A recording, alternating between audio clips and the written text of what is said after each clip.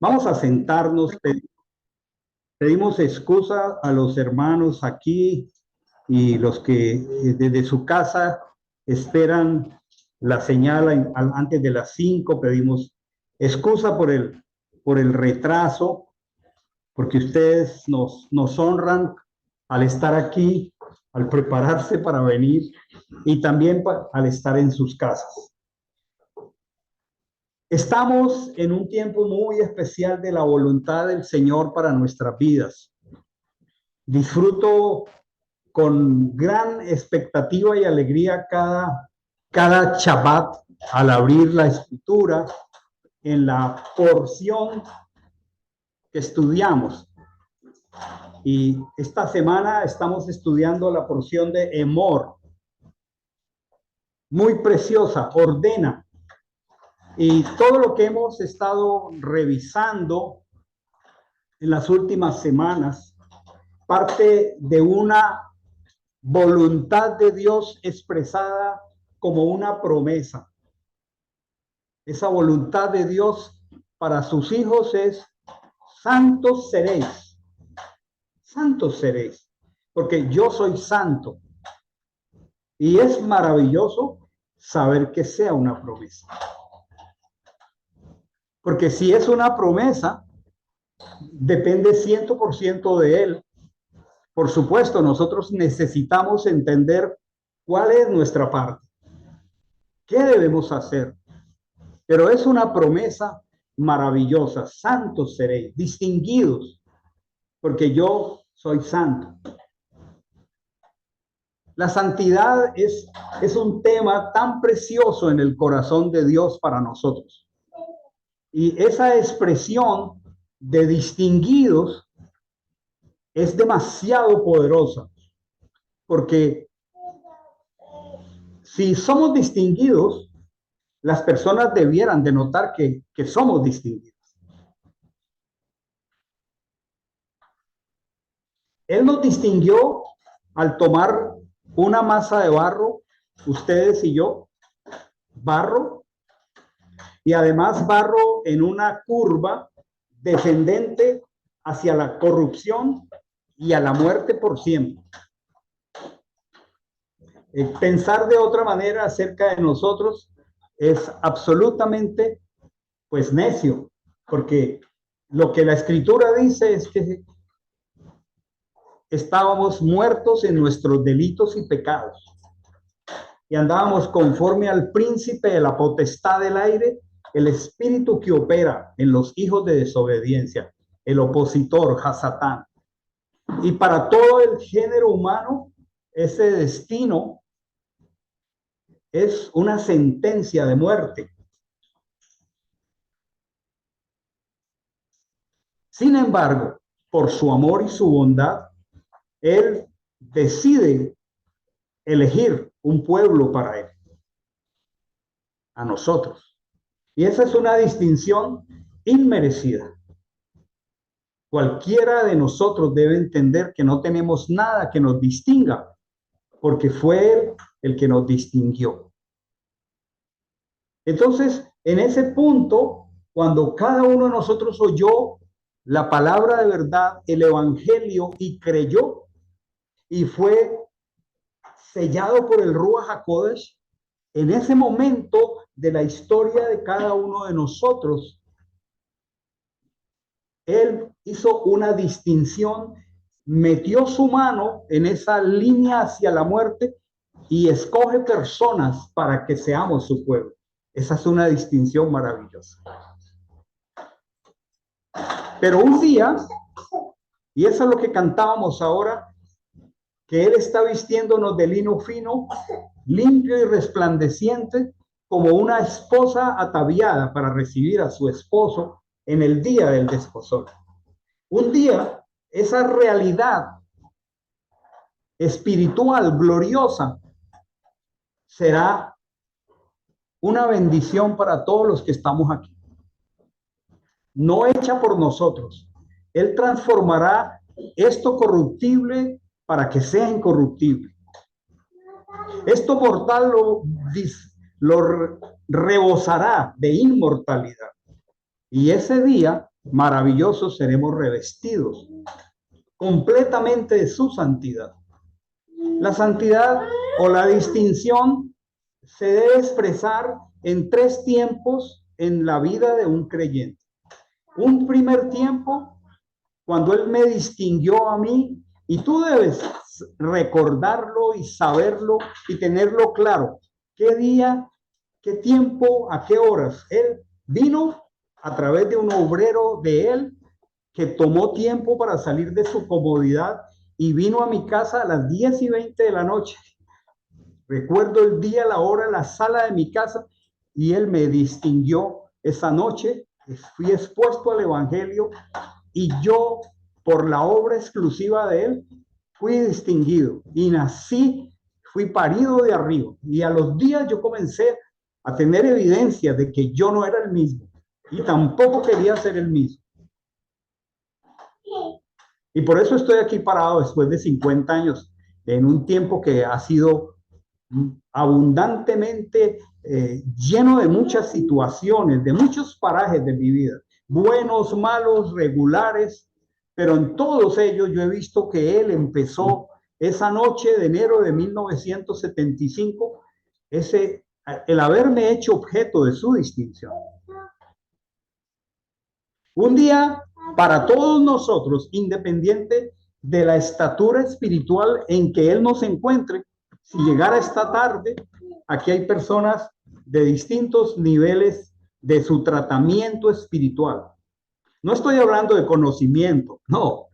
Él no nos da conocimiento, que es maravilloso. Hablemos de transformación. ¿Y qué transformación Él está haciendo?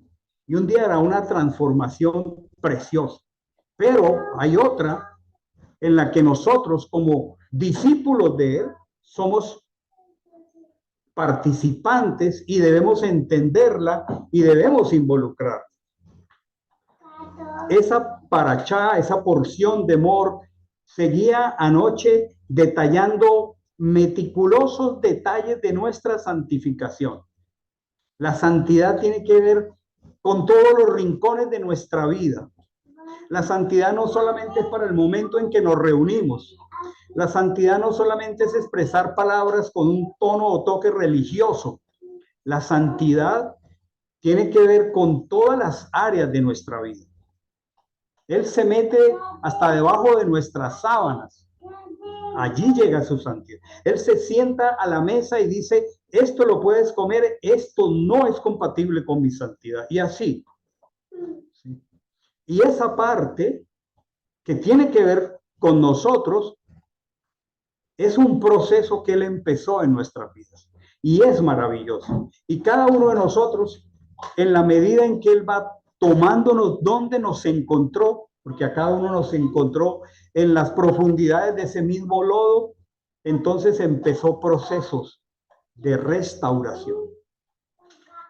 Como cantábamos ahora, tú me sanaste, Él lo está haciendo, tú me restauraste y Él lo está haciendo y lo va a hacer finalmente un día.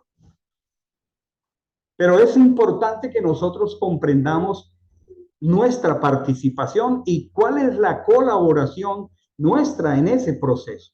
Nosotros debemos poner de nuestro lado para que Él lo haga.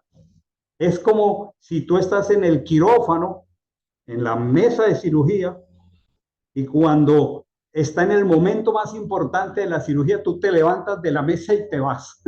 Pues terrible, ¿verdad? ¿Sí? Los médicos te van a decir, pero ¿qué está haciendo? Y le vamos a advertir que va a pasar algo grave. Pues a veces algunas cirugías son muy profundas y sobre todo las que el Señor quiere hacer. No nos quitemos de la mesa. Entendamos que Él está haciendo un maravilloso trabajo. La semana pasada decíamos que la voluntad de Dios es nuestra santificación. Porque conectamos el Evangelio. Y al expresar la voluntad de Dios, habíamos hablado del día de la reconciliación en Levítico 16.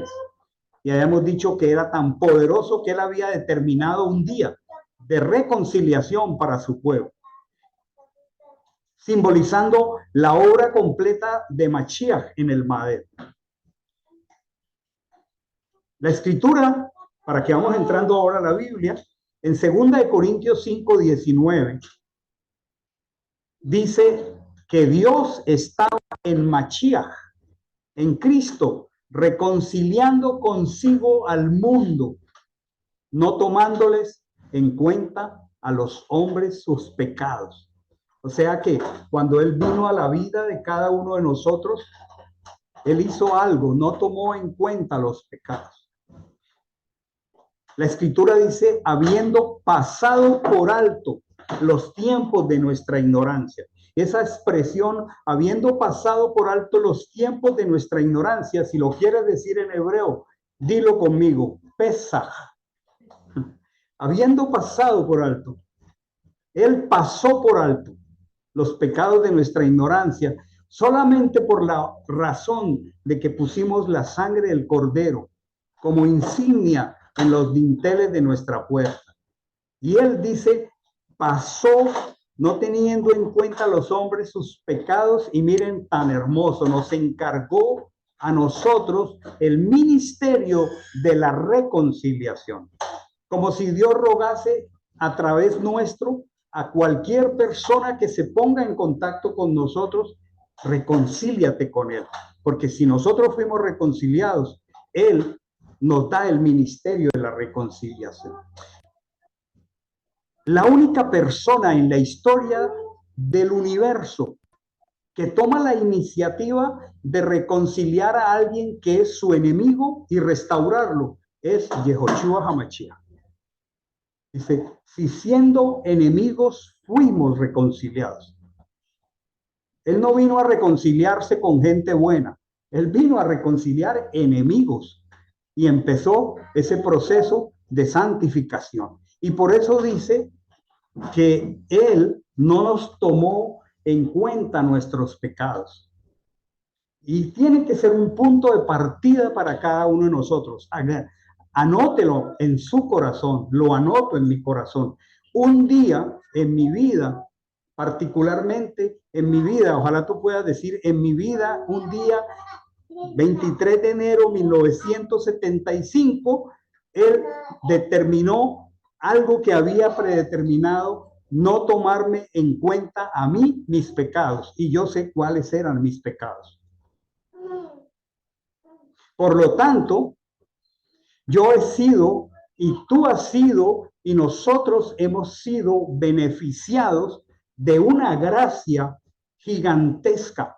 Dígalo conmigo, he sido beneficiado de una gracia gigantesca e inmerecida.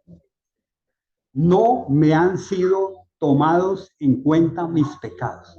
Piense cada uno de nosotros en sus pecados. Algunos de ellos nos avergüenzan. Y esa fue la gracia inmerecida de que Él determinó no tomarlos en cuenta. Y ese tiene que ser, hermanos, nuestro punto de partida. Nuestro punto de partida es que nosotros debemos entender que un día nuestros pecados no nos fueron tomados en cuenta. Y si eso es una realidad en tu vida y puedes decir en tal momento, en tal hora, yo fui exonerado de mis pecados, entonces, para empezar la participación de nosotros en este proceso de santificación, nosotros no debemos en lo posible practicar el pecado. Ese es el primer paso que nosotros podemos dar para trabajar con Él en el proceso de santificación. Le pediría que lo anotara en su corazón. Así como veo algunos anotando, anote, no debo practicar el pecado. Debe ser una máxima diaria de mi vida al empezar cada mañana. ¿Y cómo entonces, en sentido práctico, y por eso les conecto con esa porción que estamos estudiando desde ayer, que se llama Emor? ¿Cómo de manera práctica yo no practico el pecado? Valga la redundancia. ¿Cómo de manera práctica no practico el pecado? Pongan atención aquí. Yo sé que los niños son preciosos y se roban las atenciones. Hermanos, la manera práctica de no practicar el pecado no sé si tienes allí bajo control que hay gentes que quieren entrar. Es, porque yo lo veo en esta pantalla. Si quieres, la puedes voltear para que las personas que están queriendo entrar puedan entrar. Me ayudas cuando me conecto con la pantalla en los momentos que sabes que lo requiere.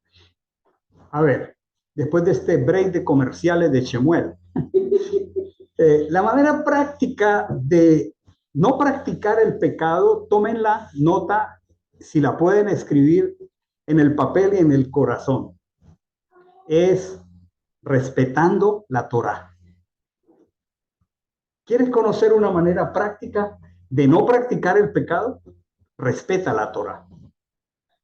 Y saben una cosa, mis amigos y hermanos, si algo le al enemigo es irrespetar la Torá.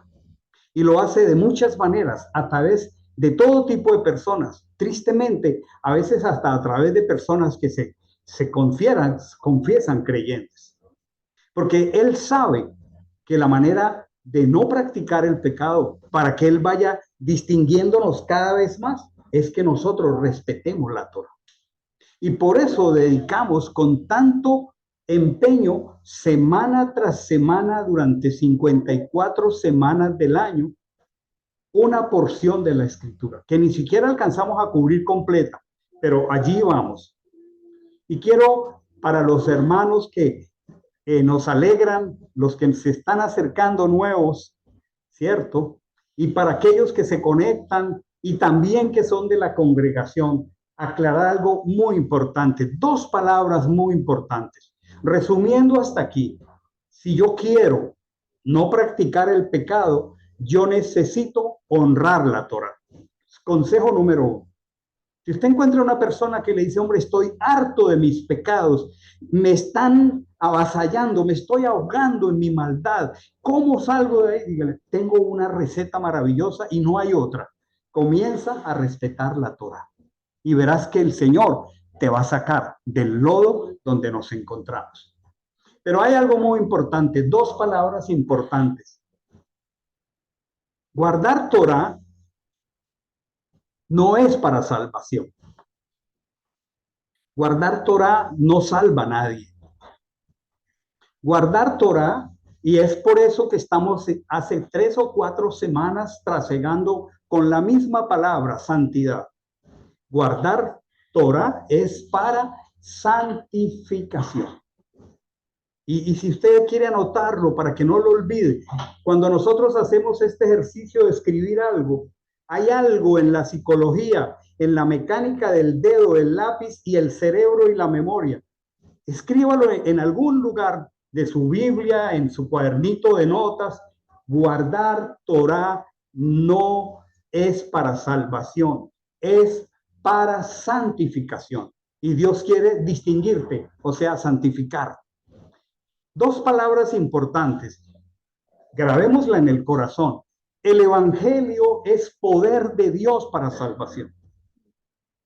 Y por eso, porque el evangelio es poder de salvación, poder de Dios para salvación, Él tomó estas masas de barro y el poder de Él nos hizo parir de arriba, de algo no venido de debajo del sol, algo sobrenatural vino a mi corazón, vino a tu corazón. El evangelio es poder de Dios para salvación, pero la Torá es poder de Dios para santificación. Dos cosas diferentes. Un individuo necesita el evangelio, porque el evangelio, Mashiach mismo, es poder de Dios para salvación. Ese individuo que necesita el evangelio para salir debajo de las pesadas cargas de Egipto, necesita la Torá, porque la Torá es el poder de Dios para santificarnos. Israel estuvo 280 años como esclavo en Egipto. 280 años. ¿Cuántas generaciones? Hijos, padres, abuelos, bisabuelos, tatarabuelos, tatarabuelos. Todo eso estaba metido en el ser de ellos, en la piel, en las memorias. Y el propósito de Dios no solamente era salvarlos de la esclavitud. La salvación de la esclavitud ocurre con Pesaj. Pero qué tal que el Señor hubiera dicho, me mueve la compasión por este pueblo, voy a librarlos del tirano, les hace pasar el mar rojo y dice, bueno, ya hice todo lo que tenía que hacer por ustedes, que les vaya bien por el desierto. No, él inmediatamente los salvó por el poder del evangelio, que fue la sangre testimonio de que una víctima había muerto en 50 días, los cuales estamos contando ahora hacia Shavuot, entregó la Torá. Porque la Torá es poder de Dios para santificación. ¿Quieres saber entonces cómo no practicar el pecado? Honra la Torá. Eso presupone algo antes para honrarla. Yo no puedo honrar lo que no conozco. Entonces necesito estudiar la porción semanal, necesito escuchar lo que se enseña cada semana de la Torá. Miren esta frase tan maravillosa. Romanos capítulo 2, versículo 20. Dice que tienes en la Torá la forma del conocimiento y de la verdad.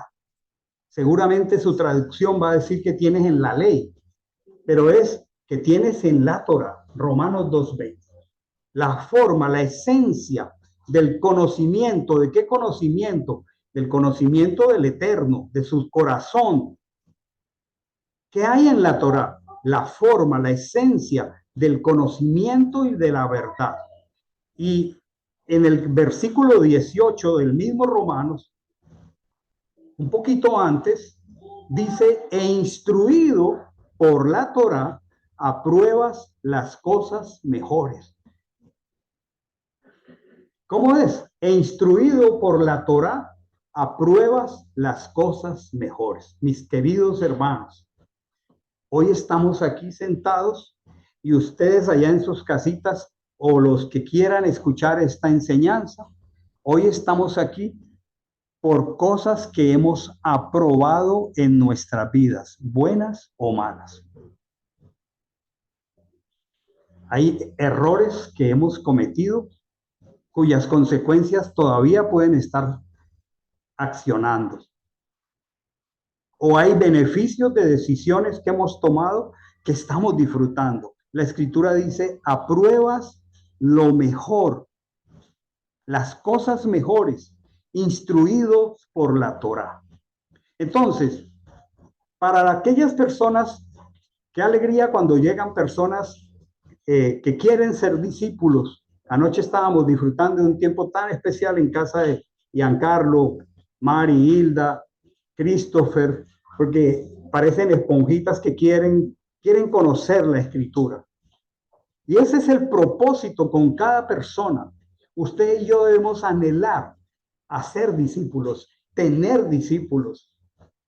¿Saben? Si hay algo hermoso en la vida de una experiencia que usted y yo necesitamos, es la experiencia de comunicar el evangelio a alguien, ver que él cree, es parido de arriba y nacido de lo alto, y inmediatamente con esa persona iniciar un proceso de discipulado y ser testigo participante de la transformación de esa vida. Eso es el mejor regalo que nadie jamás puede tener. Y cada creyente tiene ese llamado, id y haced discípulos. Él no nos dijo, id y llenaos la cabeza de hebreo, si bien el hebreo es maravilloso. Bendito sea Dios por el hebreo.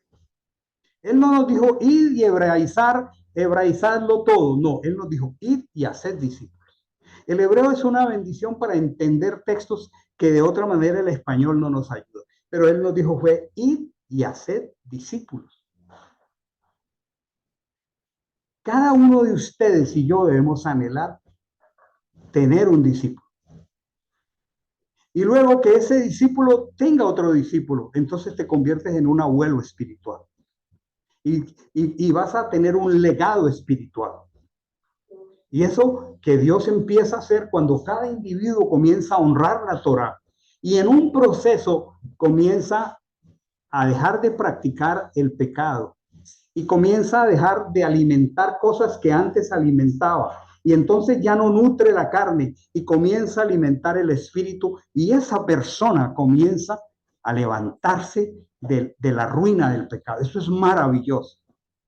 Y eso es exactamente lo que Dios comenzó a hacer con Israel. Los saca de la esclavitud, les entrega la Torá,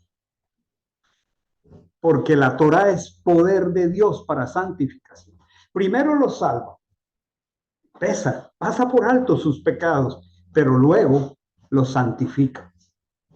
Y nos está santificando hasta el día de su venida.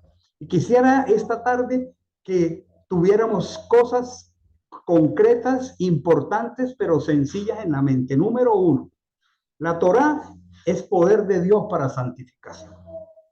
El Evangelio es poder de Dios para salvación. Para no practicar el pecado, yo debo honrar la Torá. Cosas fáciles, sencillas, concretas, fáciles, cortas cosas, con que nos lo grabemos esta semana y sea el motor de la semana que comienza en un ratico. Quiero no practicar más el pecado. Tengo que tomar más tiempo para estar con la Torá, porque si no lo voy a seguir practicando. Dios no nos mandó a practicar ética ni moral, ni actitudes nice. Dios nos mandó a que nos santifiquemos. Entonces, número uno, para no practicar más el pecado, honremos la Torá, amemos la Torá. Con el rey David, digamos, cuánto amo yo tu Torá. Todo el día es ella mi meditación. Eso es vital para un creyente nuevo o antiguo. Muy bien. Ahora, si la voluntad del Señor es la reconciliación, como lo estamos diciendo, Él no tiene otro método para hacerlo que a través de la Torá. Pero yo quisiera que fuéramos entendiéndonos en el proceso en que estamos y aún ubicándonos individualmente. Vamos a leer Romanos 12:2. Este verso es clásico en la escritura. Romanos 12:2. Esta es una invitación maravillosa del Espíritu de Dios. Romanos 12:2.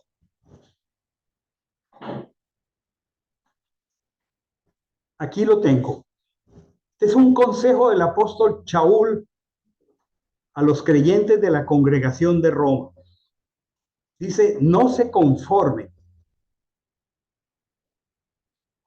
a este mundo, sino transfórmense por la renovación de la mente para que comprueben cuál es la voluntad de Dios, buena, agradable y perfecta. Ahí hay una cantidad de cosas en esos dos versículos. En ese solo versículo hay una mina de poder espiritual para que trabajemos nuestros corazones. Y hay mandamientos, dice, no se conformen, no se esquematicen a este mundo. Si tú y yo queremos entender de qué manera nosotros cooperamos en el proceso de santificación, lo primero que tenemos que reconocer es que Él vino a quitarnos las pesadas cargas de Egipto. Él no nos saca de Egipto para que sigamos viviendo bajo ninguna costumbre de Egipto. Y les voy a decir con mucha sinceridad de parte mía y evaluando a los creyentes en todo su caminar. No nos damos cuenta y es una realidad. Nos toca vivir en dos mundos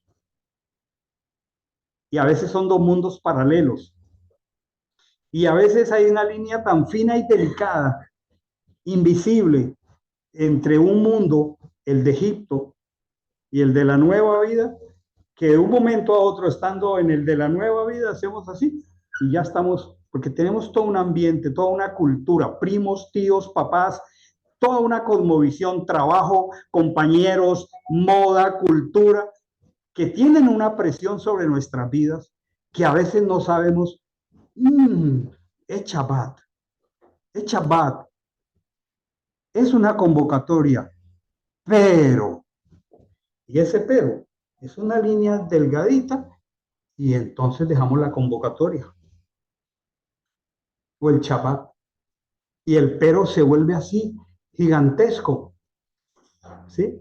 Yo anoche compartía con Giancarlo y Mari. Ellos son trabajadores de banco. Y anoche hablamos del chaval, pero ellos tienen que trabajar hoy.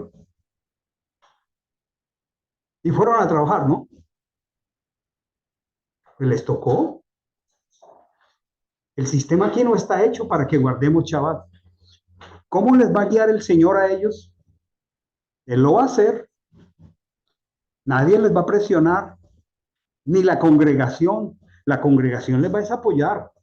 La congregación les va a dar ideas. La congregación va a orar por ellos. Pero tienen que sostener la casa. ¿Verdad o no? Es rico sentarse con un discípulo nuevo a hablar de esto. Es maravilloso, es lo más rico que hay. Pero así vivimos en dos mundos. Paul puede haber tenido un tiempo maravilloso de adoración y de alabanza una mañana y a las 9:30 está en un ambiente completamente diferente. Y tiene que moverse allí, y cada uno de nosotros. Y por eso el Señor comienza diciendo con mucha comprensión, dice, no se esquematicen a este mundo, no se conformen a este mundo, porque es que ninguno de nosotros es consciente de qué tan esquematizados estamos a este mundo.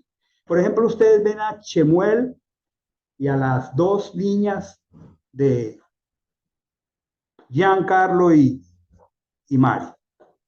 Chemuel disfruta de todo mundo aquí, pero el sistema en que vivimos indica que en unos meses se levanta y dicen Chemuel para la escuela y va a ir llorando. Y si ve que la mamá lo suelta y se va a poner a llorar, por más amorosa que sea la maestra, ¿verdad? Porque ese sistema está establecido. Al llegar a tal edad tienes que ir a tal parte. Y ya el mundo nos tiene un esquema, como cuando los computadores antiguos tenían perforaciones, antes de la cibernética moderna. Nos perfora. Si soy hombre, mi esquema de hombre es este. Y si soy mujer, mi esquema de mujer es este. Y tengo que lucir así, y tengo que caminar así, tengo una cantidad de cosas. No somos ni conscientes. Pero la escritura dice, no se esquematicen, porque yo los saqué de Egipto y la orden es, nunca más volverán por ese camino. Pero en la práctica estamos en el mismo Egipto. Y es muy complejo. Por eso a los nuevos creyentes hay que ayudarlos, hay que acompañarlos, hay que ayudarlos para que se adhieran al Señor. Pero la primera receta para que nos santifiquemos es entender que no nos esquematizamos a este mundo. Pero es que ya estamos esquematizados, ¿o no? Estamos esquematizados, estamos en ese formato y tenemos que comenzar por la Torá a discernir, esto no está en la Torá, pero está en el sistema. ¿Cómo yo voy abandonando esto? ¿Cómo lo voy haciendo aparte? Y dice, si no, aquí viene una frase hermosa, transfórmense. Ustedes y yo hemos sido invitados a una carrera maravillosa de transformación. Transfórmense por medio de la renovación de la mente. Hay un campo de batalla que se llama la mente. Ese esquema, ese formato está en la mente. Y aquí tenemos todo un reto. Ustedes están mirando ese lago hermoso que hay allí. Que el sol me está dando aquí en los ojos el agua y el sol. Imagínense que no está este lago tan hermoso, tan cuidado, sino que hubiera un lugar donde el agua no tiene movimiento y está como cerrada. Y ahí hay algas y todo tipo de plantas y el agua está turbia. Y allí en esa agua vive una gran cantidad de renacuajos. Todos sabemos que es un renacuajo, ¿no? En Nicaragua también le llaman renacuajos a los prehistóricos de la rana, a los antecesores de la rana, ¿sí? Y un día un renacuajito, pues era mayorcito y amaneció saltando y brincando y no sabe que ahora es una rana, ¿cierto? Es un proceso espectacular. Y entonces él sale y ve ese sol hermoso que me está dando en los ojos, y ve luz, y ve flores, y ve un cielo azul, y escucha la música, y entonces él se sorprende con esa nueva vida, y salta de nuevo a la charca y le dice, amigos, allá afuera hay luz, allá afuera, dicen los demás. Si lo único que conocemos es esta charca sucia, ¿cierto? Allá afuera hay flores, flores. Ellos nunca han sabido que es una flor. Ellos lo único que se ven son los renacuajos ahí. Allá hay luz, allá hay sol, allá hay vida. ¿Qué pasó? ¿Por qué los otros no lo entienden? Porque todavía son renacuajos. Y tienen que pasar por un proceso de transformación que se llama metamorfosis. Y nosotros tenemos que entender eso. Nosotros estamos en un proceso de metamorfosis espiritual. Y por eso es que volvemos frustrados porque vamos de nuestros amigos a la charca y es mejor que no volvamos por la charca a decirles, muchachos, allá hay luz. No, no, no, aquí lo único que hay es lo que conocemos, Oscar. ¿Quién te lavó el cerebro? ¿Verdad? El Señor dice, no, no se esquematicen, transfórmense por la renovación, anótelo en su corazón de la mente. Subrayelo en su Biblia, subrayelo en su mente, subrayelo en su corazón y dígale al Señor, revélame qué hay en mi mente de la vieja charca. Revélame cosas que todavía me gobiernan, que todavía me sustentan, por las que todavía vibro, porque tú me estás diciendo, no se conformen, no se esquematicen. Y luego dice, renueven la mente. Eso es santificación. Santificación es un proceso de transformación de la mente, sacando todos los esquemas viejos del mundo, no nutriéndolos más y comenzando a poner la nueva vida que está expresada en la Torá. Si tú y yo no hacemos el ejercicio de ir a la Torá, seguimos pensando como renacuajos, viviendo como renacuajos, reaccionando como renacuajos. Dice, cuando hacemos eso en un proceso que lleva los años que cada uno tiene caminando con él, en el caso mío llevo 50 años, todavía me queda un poquito la colita del renacuajo por aquí. Todavía hay que saber cosas con las que tenemos que seguir luchando. Porque la semana pasada él nos decía, nuevas criaturas son. Claro, esa es una palabra maravillosa, pero yo tengo que ponerme en el quirófano para que él trabaje esa nueva criatura. Y yo quisiera que leyéramos Levítico 18, del 1 al 3. Levítico 18, del 1 al 3. Es que me gusta poder hablar así en sencillez para que la mayor cantidad de personas la puedan entender. Levítico 18, del 1 al 3. Miren que el Señor no ha cambiado sus procesos. Por eso nos entrega la Torá. Dice aquí Levítico 18, 1 al 3.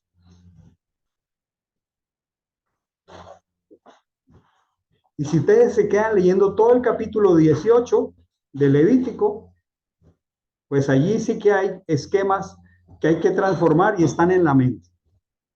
Pero él está diciendo algo aquí muy hermoso. Dice, habla a los hijos de Israel y diles.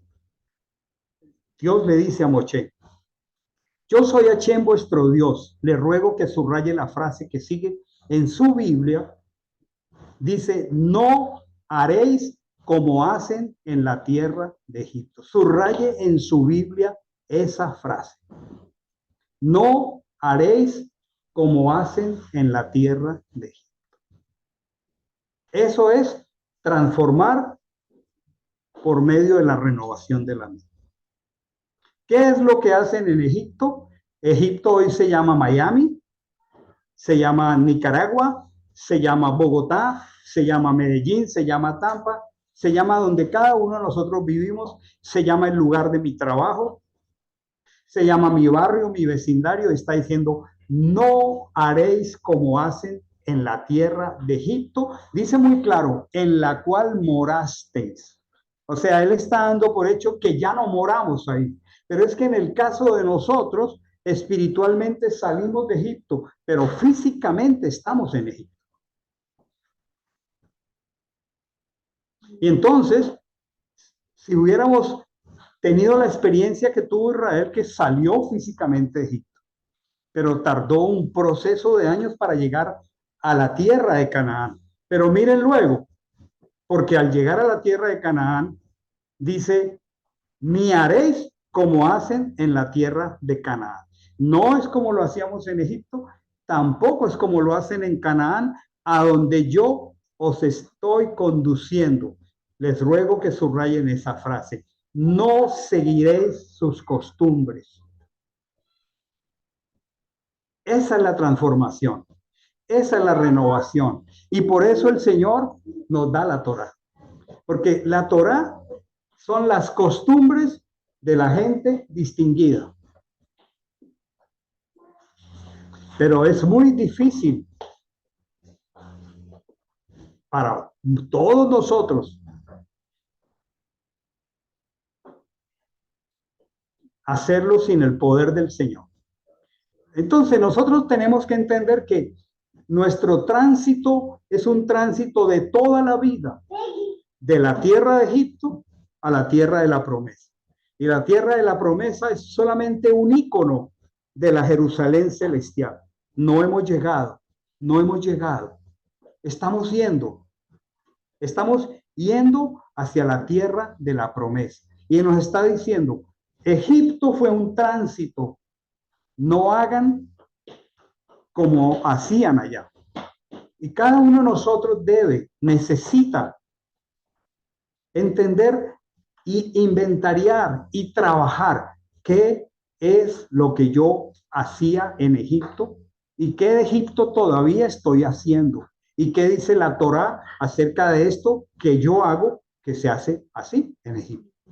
Y tengo que decirle, Señor, entonces yo quiero metamorfizarme. Señor, reconozco que el renacuajito todavía tira para la charca y necesito tu ayuda y necesito que alguien me acompañe. Yo creo que una de las más grandes bendiciones de una congregación, aparte de que pueda enseñar una sana palabra, es más que dar información, es acompañar a cada creyente en su proceso de transformación, de metamorfo. Se me fue. Ustedes me entendieron. Metamorfización. Cada creyente debe trabajar intencionalmente esa metamorfosis, porque es un tránsito sin movernos, porque salimos espiritualmente de Egipto, pero estamos en Egipto. Y de la manera más hermosa lo expresa el apóstol Juan. Estáis en el mundo, pero no sois del mundo. Es que estamos en el mundo, pero no somos del mundo. Por lo tanto, lo que la escritura está diciendo es transfórmate, para no trabajar con mi trabalenguas esta tarde. Transfórmate. Y cada uno de nosotros debiera tomar en su tiempo a solas con Dios. Más que, bendito Dios, cada que estudiamos, cada mañana debemos tener tiempos a solas con Dios para, con cuaderno en lápiz de rodillas, entra en lo quieto de tu aposento y trabaja esas áreas de Egipto que todavía están vivas. Arrodíllate y di, yo tengo lucha con esto. Luego, ¿qué Torah necesito para no alimentar esto? Y entonces, ¿qué estudio de la escritura yo debiera estar haciendo para vencer esto que todavía me presiona? Porque si nosotros no trabajamos a título personal nuestro huerto espiritual, no tiene sentido solamente llenarnos de información. Cuando dice la mente, Cuando dice que hagamos una metamorfosis de la mente, lo que nos está diciendo es tienes que ocuparte en cambiar y dejar las cosas viejas. ¿Para qué? ¿Para qué? Para que se favorezcan las nuevas. Si yo dejo de alimentar algo, pues se va a morir de hambre. Pero si lo dejo morir de hambre, el viejo hombre, tengo que estarlo nutriendo del nuevo hombre, del que es creado según Mashiach. Y allí, indispensable, la Torah. Necesitamos ser conscientes, cada uno de nosotros, de la forma como interactuamos con Egipto, de la forma como interactuamos con memorias del viejo hombre, de la forma como interactuamos con una cosmovisión de un mundo cada vez más agresivo, que usa unas técnicas psicológicas y de manejo de masificación de la información y cautiva a las personas, que tiene toda una estructura, solamente la televisión, para cambiar la mentalidad de un niño respecto de su género. Solo un niño expuesto a la televisión y a los videos intencionales donde hay niños actuando como niñas o al menos afeminados y las niñas viendo eso y los niños viendo eso. Hay toda una estrategia de maldad del enemigo para transformar desde lo más íntimo de nuestro ser inconscientemente. Porque las técnicas del maligno son exponga tanto como pueda a la gente a la mentira para que la crean como si fuera una verdad. Eso es lo que se hace en el mundo de hoy, es exponer de tal manera a la gente a la mentira para que le den el valor de la verdad. Y por eso un hermano, un creyente con poca Torah está así amenazado, porque no está alimentando al nuevo hombre y a cambio hasta inconscientemente el viejo hombre es seducido, es alimentado. Entonces nosotros necesitamos ser conscientes de nuestra interacción con el mundo, con las memorias del viejo hombre, con la cosmovisión de este mundo. Miren, es tan sencillo que es así. Es así, miren. Usted va a un viaje, por decir algo, a Israel. Ahí les cuento esta historia que algunos la hemos vivido. Y usted quiere ir a Belén. Entonces, para ir a Belén, usted va con el guía israelí y el guía israelí, faltando unos kilómetros para Belén, dice, yo allá no puedo entrar, siendo su tierra, porque ese territorio es palestino. Entonces, al llegar a ese punto, cambiamos de bus y cambiamos de guía. O sea, vamos en un bus que puede entrar a un territorio palestino. Y cuando entramos allá, vamos con otro guía. Y entonces el guía aprovecha su momento con la gente del bus y comienza a contar la historia de Génesis 12. Así facilito. Y dice, claro, porque Abraham tuvo una esposa llamada Agar y tuvo una esclava llamada Sara. Y el hijo, sí, Polito, y el hijo de la esclava se llama Isaac. Y el hijo de la libre se llama Ismael, porque estamos en ese territorio. Y ellos han escuchado de tantos años esa historia mentirosa que la cuentan con un dramatismo como si fuera verdad. Y solo a un niño le enseñan por historia que ellos han sido aborrecidos de los enemigos y que hay que ser un mártir y que hay que ponerse aquí un cinturón de bombas y estallarlas, y el niño cree eso y a los 15 años él se inmola matando a otros tantos y él cree que eso es verdad, porque le han puesto tanto a esa mentira que es la única verdad que él conoce. Así funciona el mundo en que vivimos. Entonces, una persona que no alimenta su vida con la Torá está expuesto a toda esta manipulación. No puede metamorfizarse, no puede transformarse, porque sigue pensando y actuando como si estuviera en Egipto. Lo sigue haciendo. ¿Qué dice allí mismo el apóstol Pablo cuando está diciendo que nosotros tenemos la mente del Señor? En Corintios, segunda de Corintios 2:16. ¿Quién conoció la mente del Señor? ¿Quién la instruirá? Pero nosotros tenemos la mente de Mashiach, de Cristo. La pregunta para los que estamos aquí es, ¿y dónde encontramos la mente de Mashiach? En la Torá. Sin Torá no hay mente de Mashiach. Sin Torá no hay mente de Mashiach. Por eso la escritura dice, sed imitadores de mí. Porque un discípulo es una persona que quiere imitar a alguien. ¿A quién quieres tú imitar? ¿A quién quieres imitar como hombre, como mujer? Si nosotros no estudiamos la Torá, ¿a quién podemos imitar? ¿Hombres o mujeres? ¿Ustedes son conscientes de la desformación del carácter de los hombres y las mujeres del siglo XXI? Porque tienen unos prototipos de hombres y mujeres que los venden con una fuerza impresionante. Si tú y yo no leemos Torá, no podemos saber cuál es la voluntad de Dios. Esta es una invitación para que todos los hermanos tomemos con mayor fuerza dos cosas: nuestra santificación y el estudio de la Torá.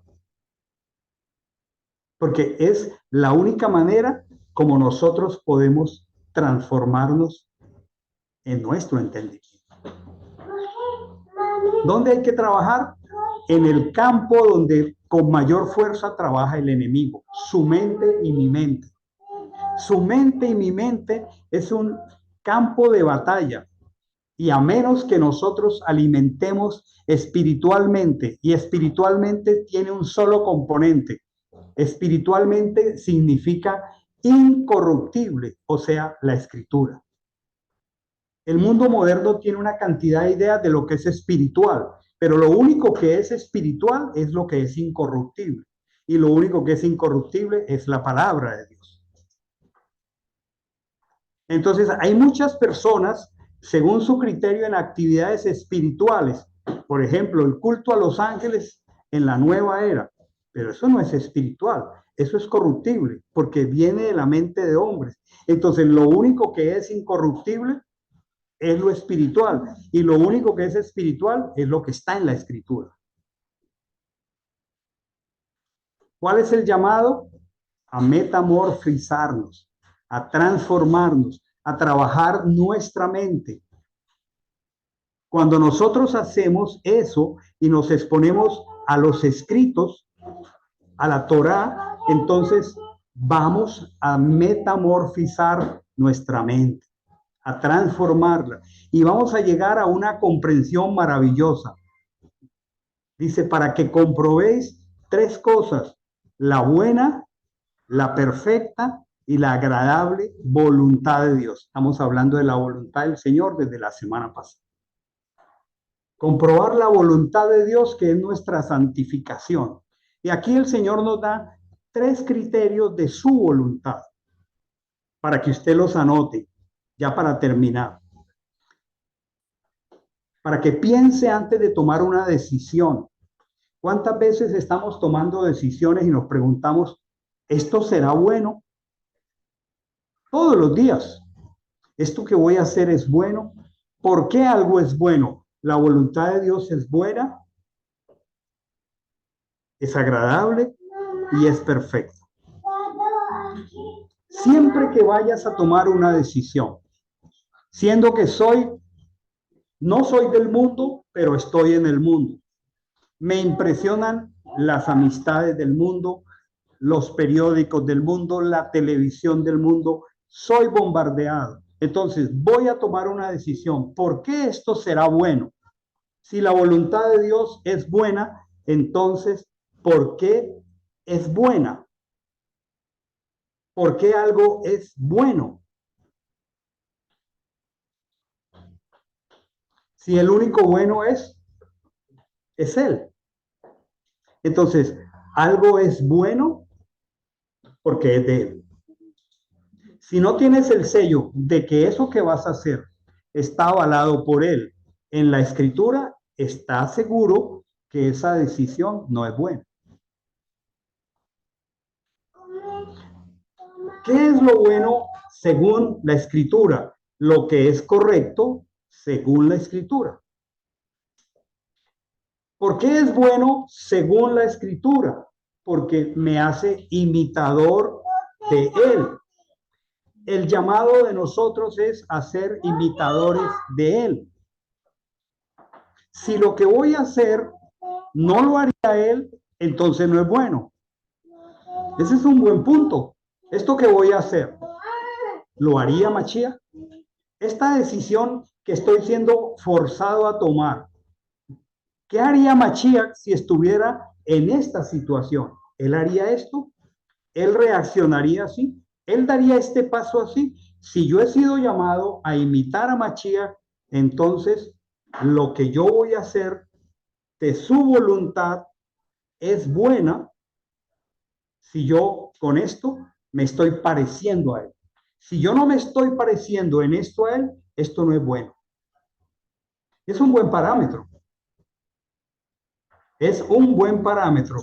Yo quisiera que revisáramos una frase que se me olvidó colocar aquí en mis notas, el verso, pero es fácil encontrarla, está en Efesios, debe ser 3 o 4. Dice, hasta que todos lleguemos a la unidad de la fe, dice la traducción, y del conocimiento pleno del Hijo de Dios, a un varón perfecto, a la medida de la estatura de la plenitud de Cristo. Efesios 4:13. Se me quedó el verso, no lo copié ahí. Lo repito. Miren esto, hasta que todos lleguemos. ¿Qué quiere Dios para este grupo que está aquí y los que están allá?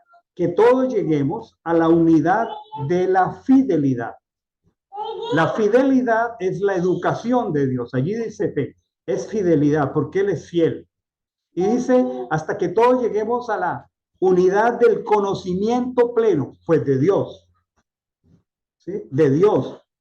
¿Sí? Y luego dice algo, a un varón perfecto, a la estatura de la plenitud de Mashiach. ¿Cuál es el modelo de Dios para los hombres que estamos aquí? El varón perfecto, y se llama Mashiach. Y también, ¿cuál es el modelo de varón perfecto, de varona perfecta? Mashiach. Hay cosas del carácter de Mashiach que los hombres necesitamos y las mujeres necesitamos.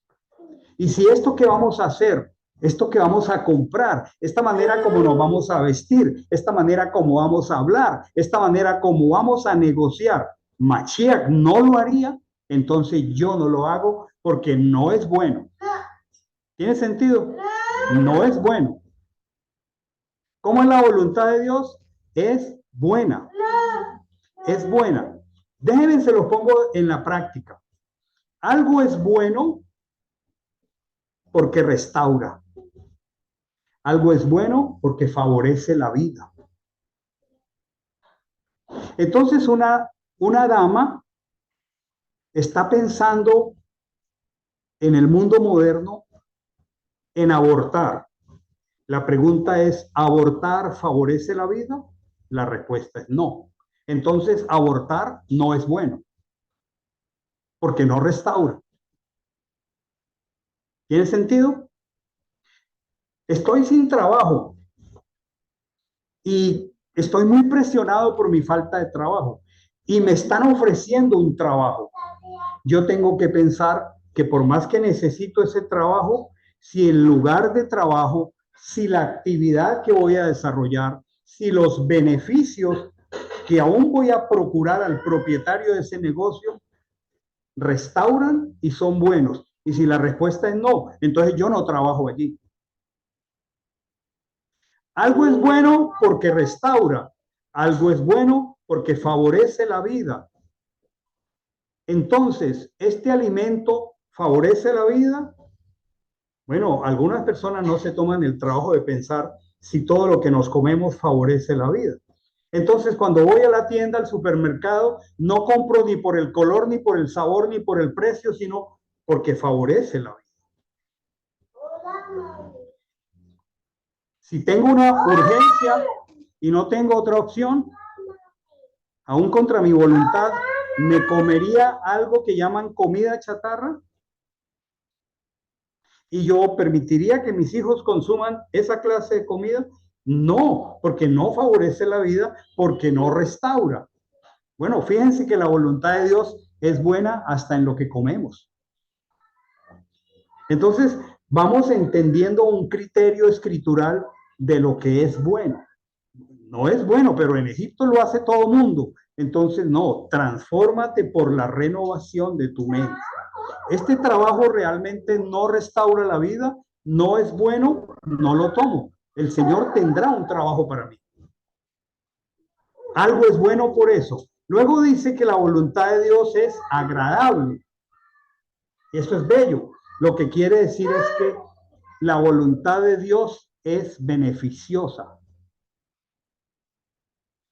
En otras palabras, si la voluntad de Dios es beneficiosa, hace bien a los demás. Entonces, con esto que estoy haciendo bien a los demás. Por ejemplo, la manera como tratamos los conflictos. En vez de resolverlos, chismeamos. Eso hace bien a los demás. El Señor dice, no difames, no chismees. Y eso es algo tan común en el mundo en que vivimos y viene tan disfrazado de tantas maneras. Te voy a contar algo, pero por favor, que nadie sepa que yo te dije esto. Bueno, si nadie puede saber lo que tú me vas a decir, yo tampoco lo quiero saber. Ni siquiera te pido el favor que me lo digas. Y cada uno de nosotros va asumiendo una postura para decir, yo ya salí de la charca. Yo ya salí. Yo voy a hacer lo que beneficia al otro. ¿Y qué beneficia al otro? Hay un conflicto, resuélvelo por vías escriturales. ¿Cómo dice si tu hermano tiene algo contra ti? Ve y habla tú con él solo.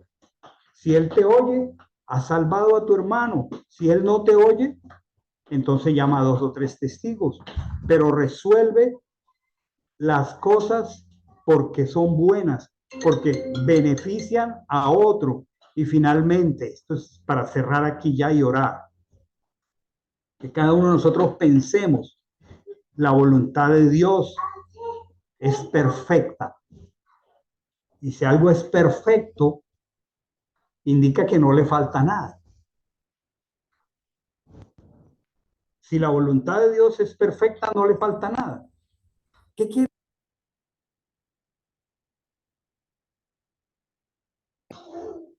Eso es lo que quiere decir. Para estar contentos no tenemos que alimentar nuestra carne. Para disfrutar de un tiempo de amigos no tenemos que alimentar nuestra carne. No tenemos que meterle la parte nuestra que no debemos alimentar. Dios quiere que todos nuestros pensamientos giren alrededor de Él, que todo gire en torno a Él. Por eso el apóstol Pablo dice, ya no vivo yo, vive Mashiach en mí. Entonces, fíjense, hermanos, cómo conectamos la escritura de la parachá de Mor, la porción de Mor, con todas estas bondades que nos comparte aquí esta tarde el Evangelio. ¿Cuál es el terreno más importante para trabajar? Mi ser. ¿Cómo coadyuvo yo a la distinción? No practicando el pecado. ¿Cómo dejo de practicar el pecado? Honrando la Torá. ¿Para qué sirve la Torá? Es poder de Dios para santificarme. Por lo tanto, es poder de Dios para mí para yo renovar mi mente. Con esto les digo, al orar esta tarde, cada uno de nosotros piense y trabaje su terreno la semana entrante. ¿En qué áreas de mi vida yo tengo que trabajar? ¿En qué áreas de mi mente yo necesito trabajar? Objetivamente, ¿con qué estoy luchando todavía? ¿Cómo me manipula la sociedad todavía? ¿Qué de mis actividades sociales no fortalecen mi crecimiento espiritual? Entonces la pregunta es, ¿y entonces debo seguir cultivando esas relaciones sociales que más bien me inhiben mi crecimiento solamente? ¿O debo ir haciendo otras amistades? Y ahí es donde tiene valor la familia espiritual.